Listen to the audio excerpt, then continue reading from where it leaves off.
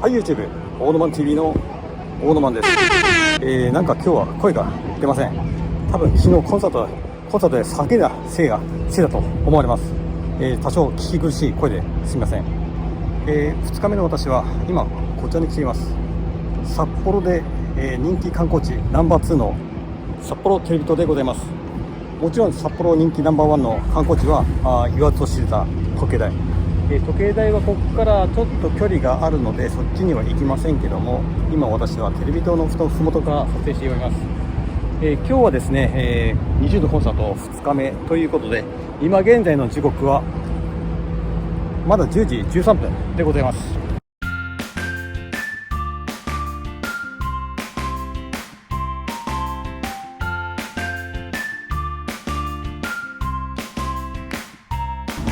20最高。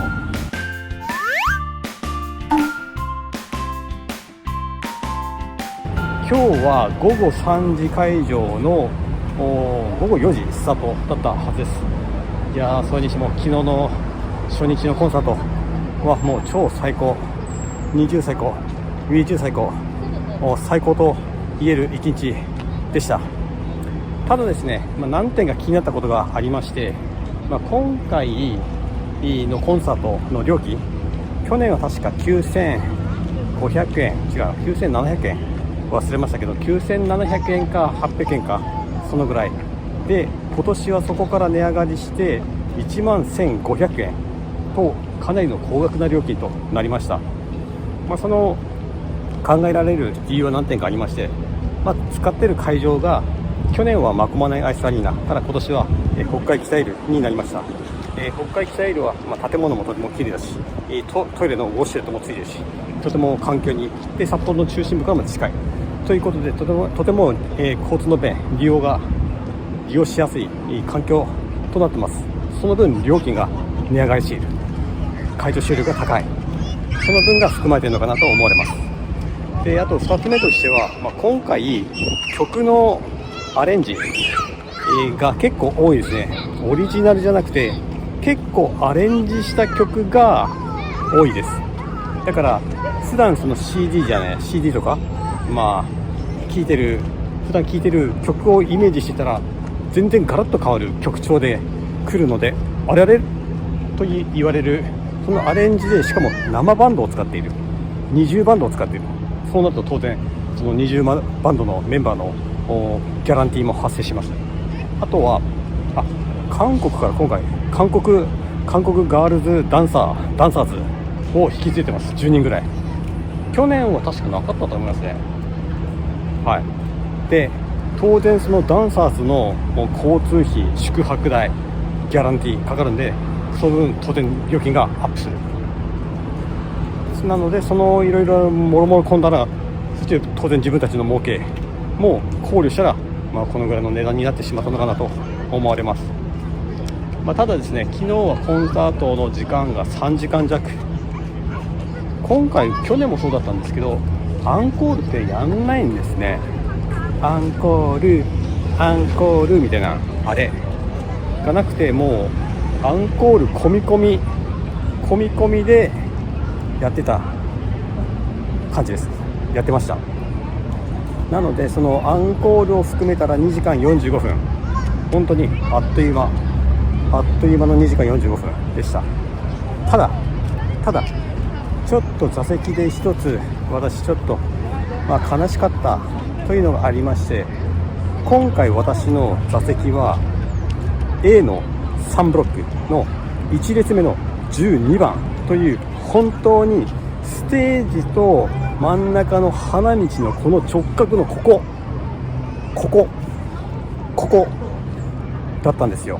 本当にこれ以上のない距離、本当に目の前で20のメンバーが本当にこのぐらいで見て、花道も真ん中の花道もこんなぐらいで歩いて、本当にもう手に取れるような感じでメンバーがそこにいました。で、そこを私はこの双眼鏡を使ってみたら、もうこんな感じの大迫力で、メンバーを拝むことができたという最高の場所でした。ただ残念だったのが、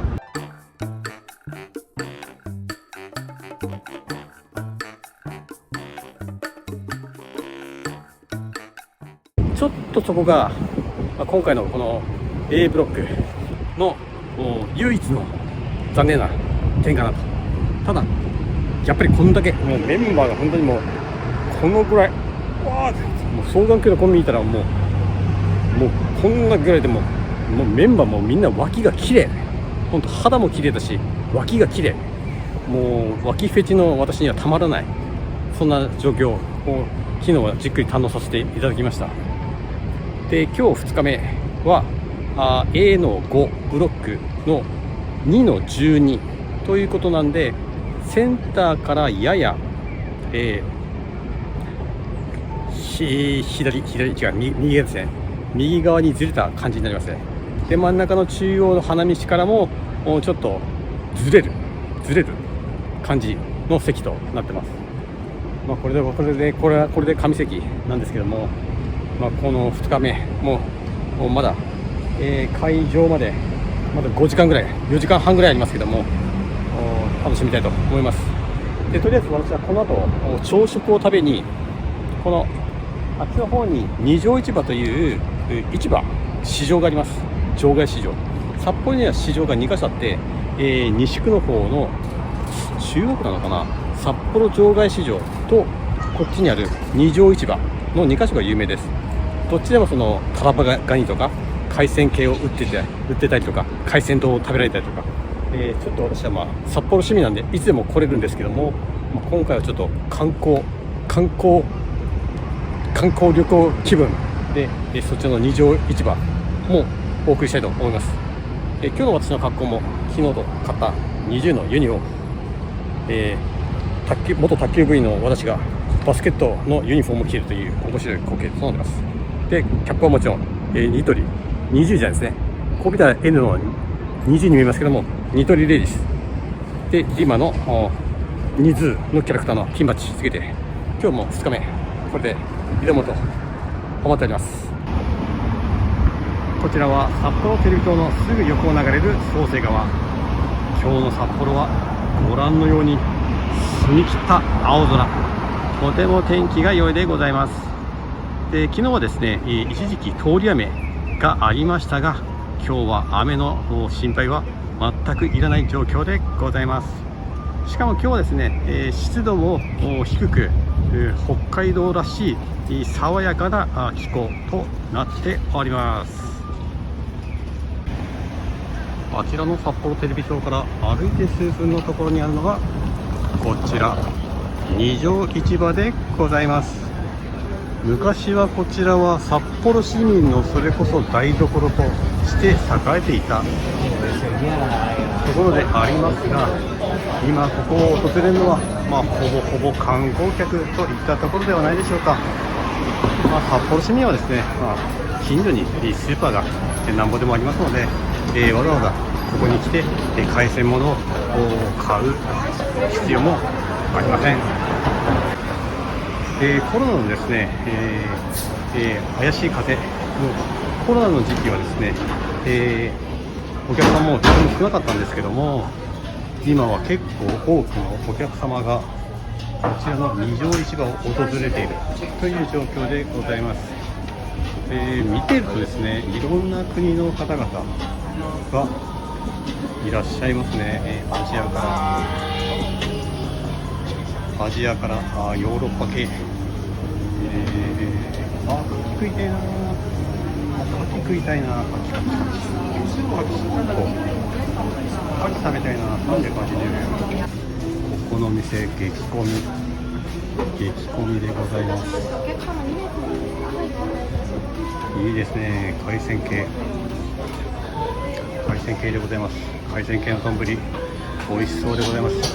これこそ日本の誇る食材でございます。日本の食材が気になるというお国の方はどうぞ日本の食材を食べないでください。我々日本人から食べればいいだけのことです。いやーすごいですね。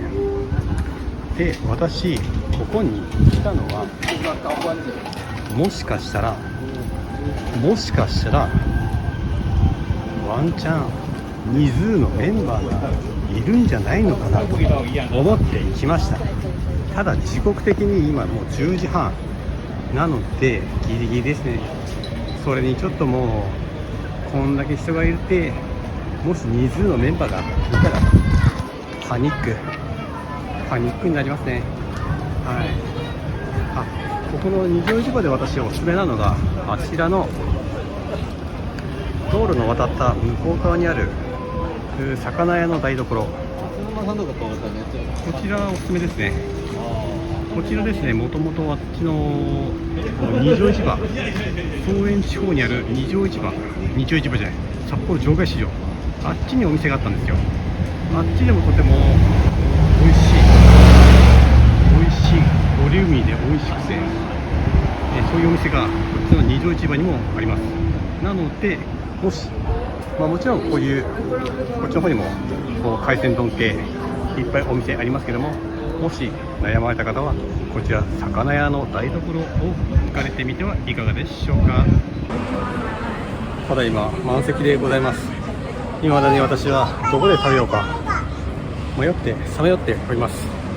残念ながら二条市場にNiZOOの姿は見当たらないという残念な状況となっております。来たらパニックになるからしょうがないかなと思われます。混んでますね。良いことです。とても良いことです。そしてこうして一周ぐるっと回ってみたんですけど、アジアのお客さんほとんど、日本人以外のアジアのお客さんがほとんど、これが現状です。だからもういたずら電話をやめてください。お願いします。いや美味しそう。なんか食べたい。牡蠣食いたいな。生牡蠣危険かな。これからコンサートを迎える。食べたいな。すごい花咲ガニ。根室のレイさん、花咲ガニでございます。美味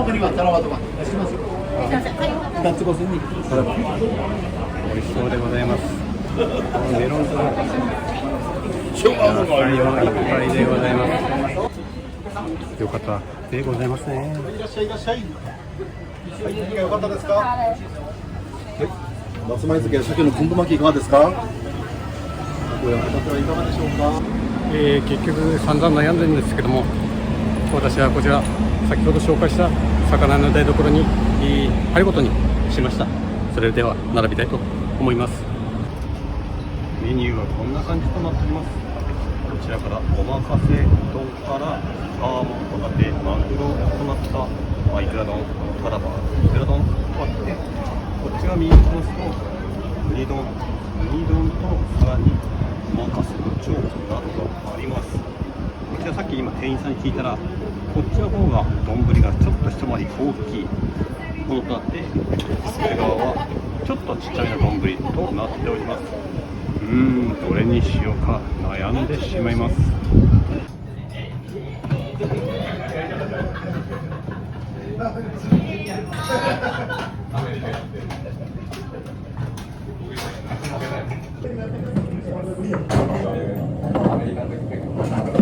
2名3名で待ってます。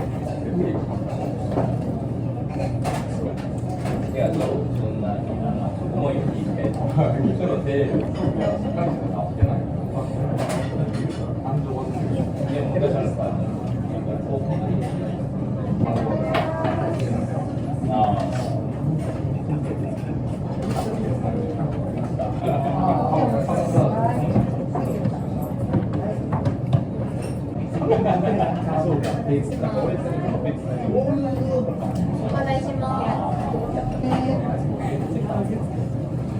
ありがとうございます。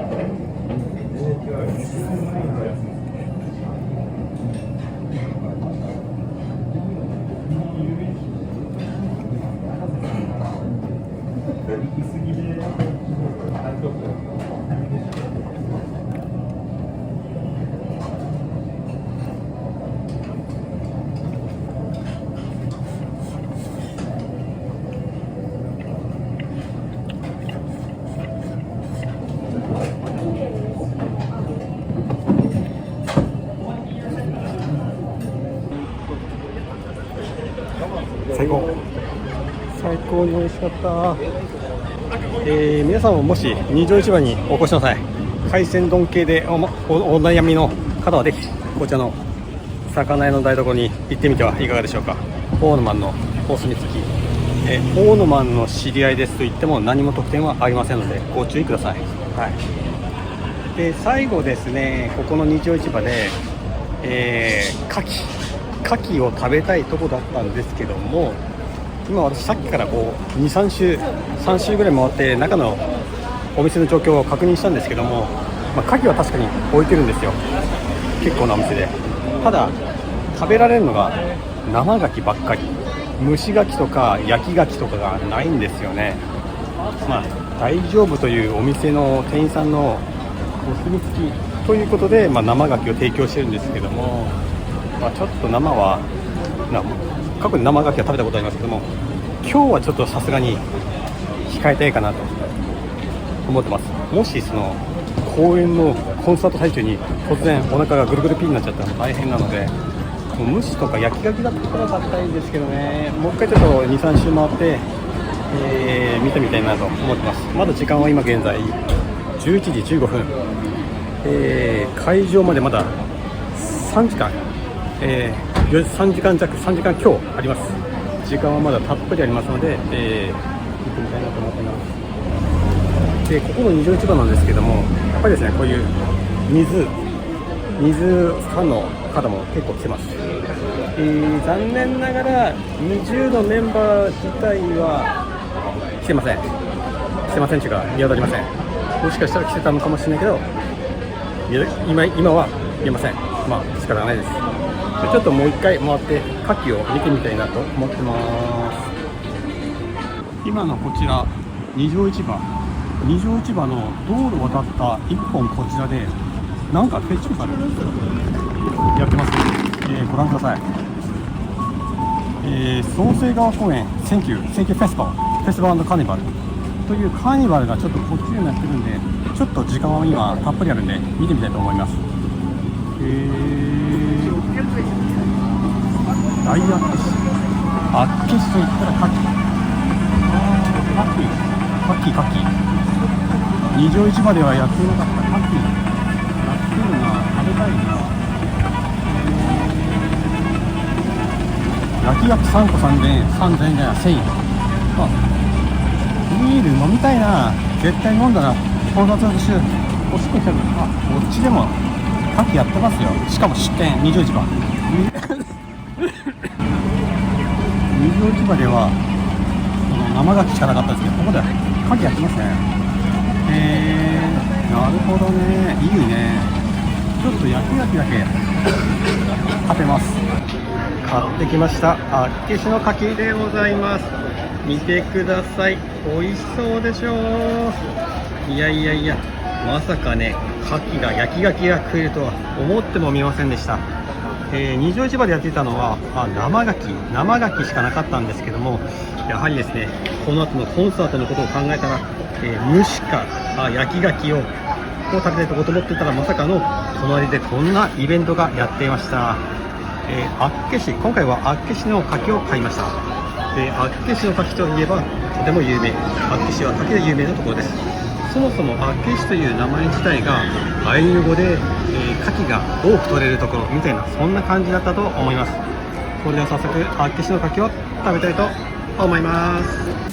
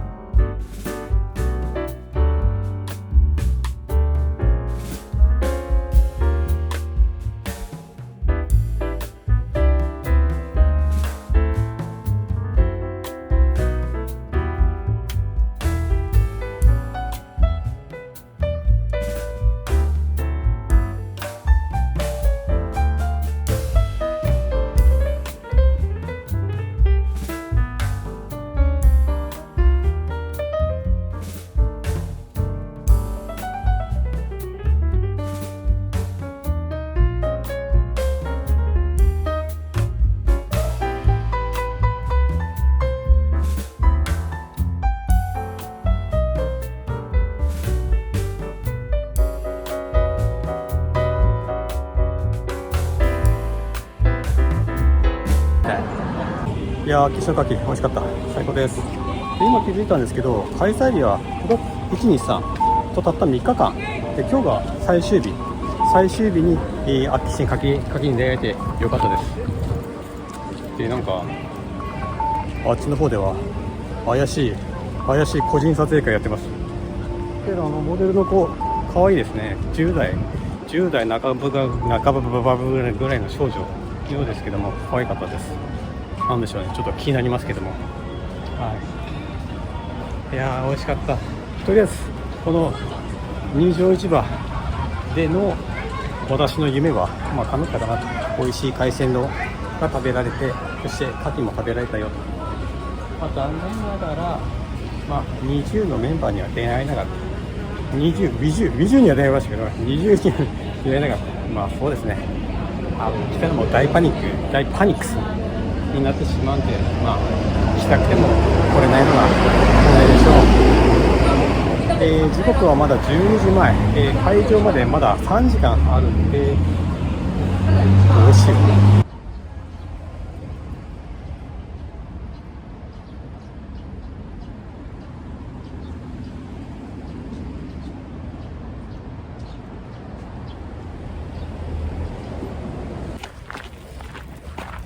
ただいまの時刻は12時45分。コンサートの開場時刻までまだ2時間15分あります。そこで私がやってきたのはこちら、札幌で、人気の観光地ナンバー2の北海道神宮でございます。やっぱり北海道神宮といえば、我らが北海道が誇るべきナンバーワンの規模を誇る神宮神社でございます。そこでお参りをしていこうかなと思っております。よいしょよいしょよいしょ。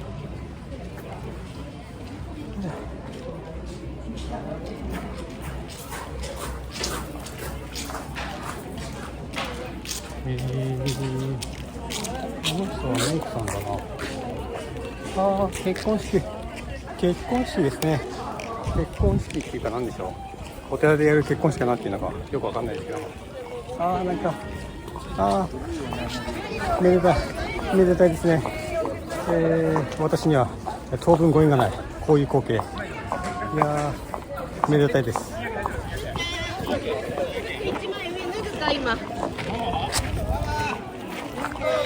いやーめでたいでございます。とても喜ばしい光景です。おめでとうございます。末永くお幸せにということを、私もこちらの本殿でお参りしたいと思います。今こちらにてお願い事をしてきました。1つ目は私の今後の人生の成功、そして2つ目は私が今後素敵な女性の着物の似合う女性と結婚できること、そして3つ目が私と同居している親父が健康で長生きできること、そして4つ目が株式投資でうまくいくことを願ってきました。で、肝心なお賽銭金額は20円、なぜなら20だからでございます。でさっき白人女性2人がですね、ここお参りしてたんですよ。その風景を私見てたんですよ。そしたらですね、なんとお金を賽銭箱にポンと投げ入れて、そしてそのままスーッ、なんか失礼しちゃいますよね。嘘でも見真似してお参りするとかすればいいもの、お金投げ入れてそのままスーですよ。これが白人ですよっていう感じがします。最後、北海道神宮の恒例の六花亭のハンガン様を食べて、この北海道神宮を後にしたいと思います。この今やってる新車のお祓い、これもうスポーツカーでしたらすっごい目立って面白いですよね。なんかそんなことできたらいいなと思いつつ、私は六花亭のハンガン様向かいます。六花亭はですね、本殿からすぐ近くのこちらにあります。果たして今日は混んでいるでしょうか。で、確かですね、お正月に来たら当然初詣客でもうごった返してて、この六花亭もですね、すごい長蛇の列でとんでもないことになってたんですよ。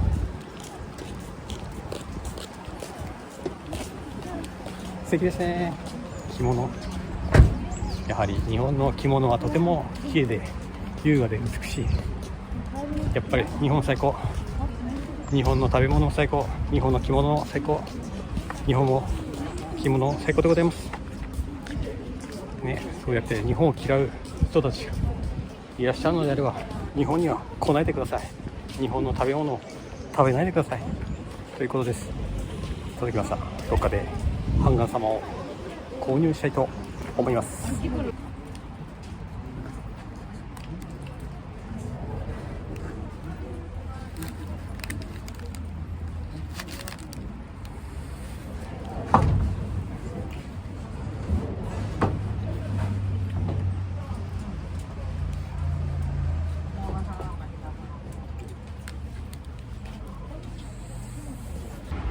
ハンガン様美味しかったでございます。ハンガン様は全国にある六花亭のうちのここの北海道神宮、ここの六花亭でしか食べられませんので、もし北海道神宮にお越しの際はぜひここの六花亭でハンガン様をお召し上がりくださいませ。ということで時刻は、残念ながらまだ1時10分とまだ会場まで1時間50分あります。いやー困っちゃいましたね。どうしようかな。この隣にですね、丸山動物園があります。一瞬動物園に行ってみようかなと思ったんですけど、逆に1時間50分だったらちょっと動物園、ね、逆に堪能できないかなと思ってやめました。しかもですね、動物園だったら結構歩き回るんで、この後のコンサート体力を少しでもちょっと温存させておきたいので、ちょっとどっかあそこにベンチがあったんで、ベンチに座ってちょっと休憩をしたいなと思ってます。ただいまの時刻は午後1時25分となっております。会場までまだ1時間30分あります。私はまだ北海道神宮の境内内のベンチで座っています。今日の札幌最高気温は30度ということなんですけども、湿度が 48%、50% ぐらいしかないんで、カラッと暑い状況となってます。本当に先々週ぐらいの今年の北海道は本当に湿度もあって蒸し暑くて、もう本当にやってられない状況だったんですけども、今日の北海道札幌は、これまでの札幌のようなカラッとした暑さで、まだ過ごしやすい状況となってます。で、ご覧のようにこの森の森林の中、そこまで気温30度ということなんですけども、そこまで暑さを感じない状況となっております。あと1時間半、こっから豊平公園の会場まで地下鉄で30分ぐらいなので、もうあと30分ぐらいしたら移動開始しようかなと思ってます。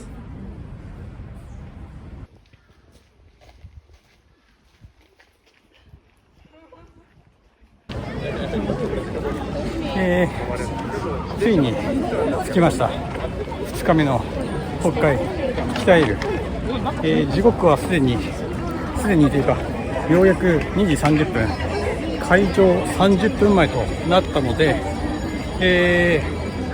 かなりの人たちがこの北エル前に集まっているという状況でございます。すごいな。昨日は私が来た時はもうすっからかんだったこの CD 売り場の列、今このダウンロード、音楽をダウンロードして聴くこの世の中、多くの人たちが CD を買おうとしています。いやーすごいですね。私は去年2枚買って、そしてその抽選2回とも外れてしまったんで、今年は買いません。結局去年買った CD もプレイヤーがないから、もう聴かずにそのまま押し入れの奥底にしまってあるという状況でございます。さて2日目の開演前なんですけども、もう私はすべきことはないです。ペンライトのチェックも昨日やりましたし、ファンクラブ特典も昨日もらいましたし、9時1回550円くじ。昨日は D 賞が当たりました。楽しみって550円くじ1回やってみますか。とりあえずくじ1枚、昨日に引き継いで今日もくじ1枚だけ買ってきました。ちょっと日陰でこのくじを開封したいと思います。昨日はすごいあそこに一人がかりだったあっちのコーナー、もうさすがに誰もいませんね。暑い。ちょっと日陰暑いです。すごいです。中でスタッフの皆さんが会場の準備をしています。じゃあまず、3カ所のシールは誰かというとリクでございました。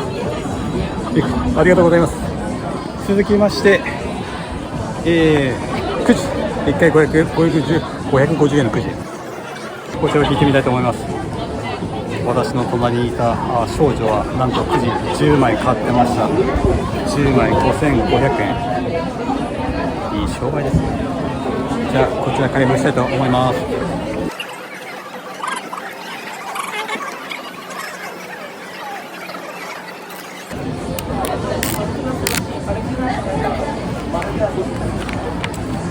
デーション、今日もデーションでございました。会場10分前なんですけども、もう会場してるようなので中に入りたいと思います。まだ開演まで1時間ありますけども、座って、その時までゆっくり待とうかなと思っています。それじゃあ2日目楽しんでいきたいと思います。お疲れ様です。ということでたった今20の2日目の公演が終了しました。今現在の時刻は夜7時でございます。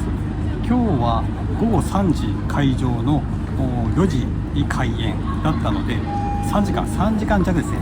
昨日は2時間45分だったんですけども、今日は一応アリーナ最終日、またパブリックビューイングもやっているということで10分押して2時間55分ぐらいの公演でした。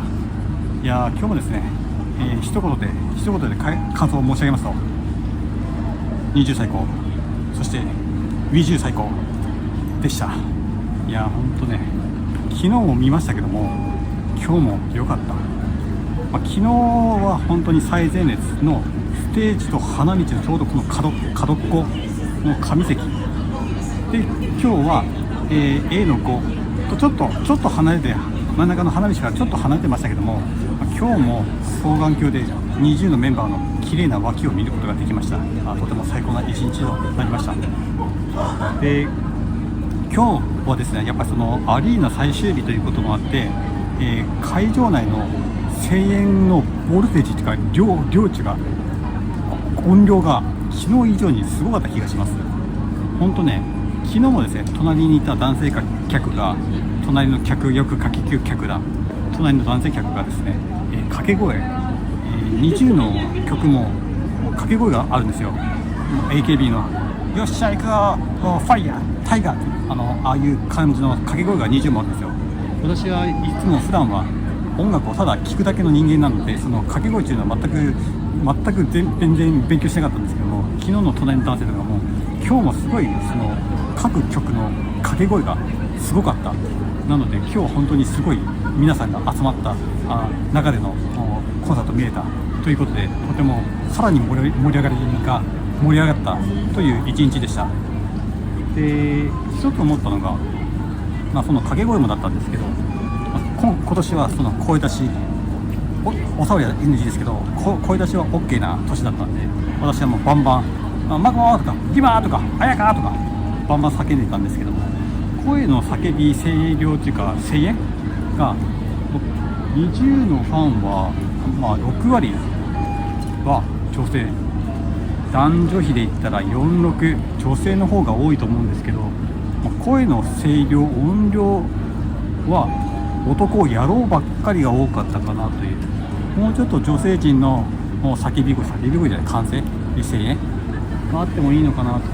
それはやっぱりこの3年間のマスク生活、声出し NG という生活してきた弊害じゃないかなと私は思います。で、私の隣の隣で、小学生の男の子と女の子を見てましたけど、お行儀よくちょこーんと座席じゃないシートに座って見てたんですわ。普通だったらここでもう叫るじゃないですか。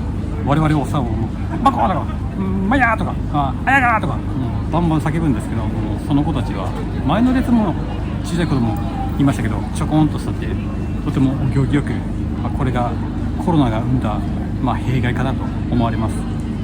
で、今回も昨日同様アンコールはなしの疑似アンコールみたいな感じで催されて、そして終了したという感じでございます。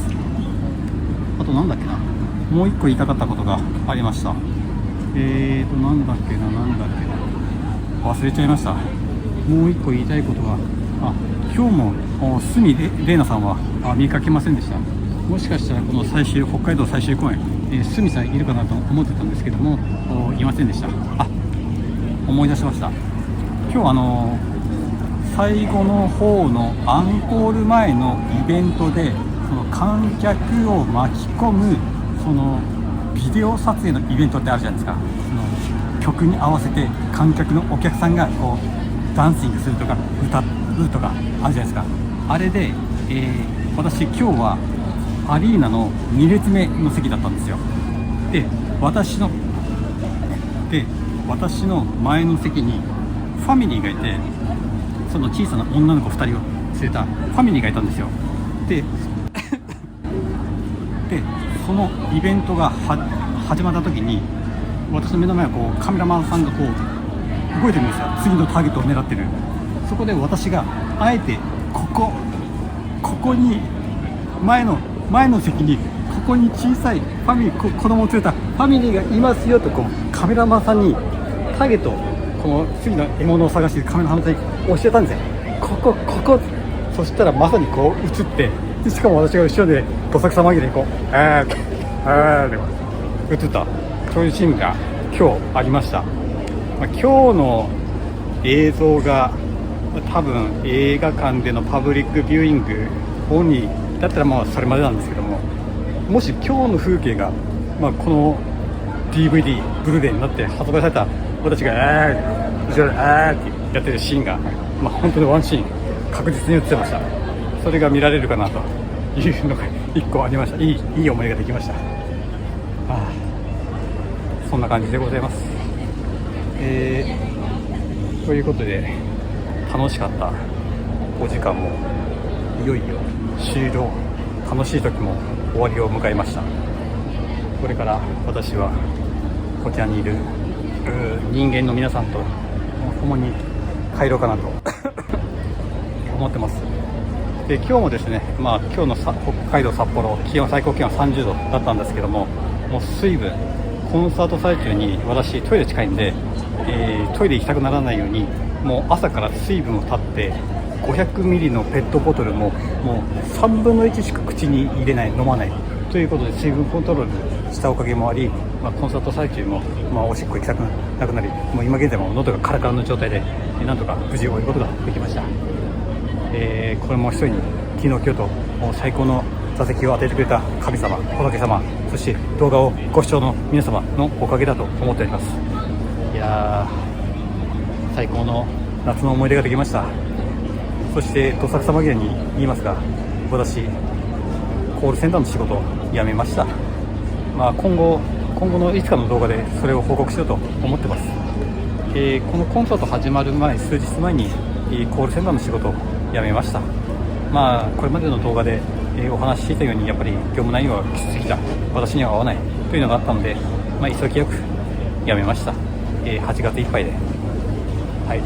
このことはまた別な動画で、お話報告しようかなと思っています。ということで、20最高、ニトリじゃないです、20じゃないです、これニトリです。ニトリレディース最高という最高の2日間でありました。最高だった。来年もどうでしょうかね。来年もまたここでやってくれたらいいな。やっぱ札幌ドームはですね、広い白いんで、メンバーの顔が見れない。で当然キャパが多くなれば、私今回のような紙席なんてもう取ることができない。あ、一つ思い出しました。言いたいこと。そう、今回その私紙席の A 席 A ブロックの紙席を取ることができましたが、ほぼほぼそのセンターステージがあるって言ったじゃないですか。でそのセンターステージがあったおかげでメンバーもですね、ほぼほぼ曲の割合数えたんですよ。正面のメインステージとセンターの T じゃないですね、カタカナの絵みたいな、こっちのセンターステージで曲のどのくらい割合がいいのか。そしたらですね、ほぼほぼ半分、多分半分ぐらいメインステージで、半分ぐらいセンターステージで歌ってました。だから私は A ブロックのいい席でありながら、曲の半分はメンバーの後ろ姿、もしくは場内のモニターでしかメンバーを見れてないという状況でした。それがちょっと今回の席の割り振りでどうなんでしょうとちょっと考えた点ですね。もしセンターステージに行くのであれば、向こう向きじゃなくこっちのメインステージ側にも向いて、そしてメインステージ側から当たる照明、そうすればいいですよ。向こうのメインステージから離れた奥から当たるライトしかないから、センターステージも歌う方向決まってるんですよ。なので A ブロックの人はコンサートの曲の半分はメンバーの後ろ姿しか見れてない。それがちょっと残念でした。なので今回の席で、当たりは B ブロックですね。B ブロックは今回当たりの席だったなと思う今日この頃でありました。ということで、長くはなりましたが、本日2日目および、この20のコンサートの感想動画でありました。もしこんな派遣社員もとい無職のおっさんに興味のある方はぜひチャンネルの登録をお願いいたします。それではまた皆さん次の動画でお会いしましょう。ワッピーバイバイ。はい、もう一つだけ言いたいことがありました。今回、声出しお触り NG の声出し OK なコンサートになりました。でコンサートの声援と同時に口笛も OK なんですよ。で私口笛吹きたい派で一生懸命こう吹いてたんですよ。なのでもし次回の一応やってください。こんな感じでという感じで、口笛を やってるんですけども、途中でなかなか音が出なくなって、なのでこの口笛はもうちょっと次回のコンサートまでにうまくなりたいなと思う今日この頃でありました。ということで皆さんさよなら。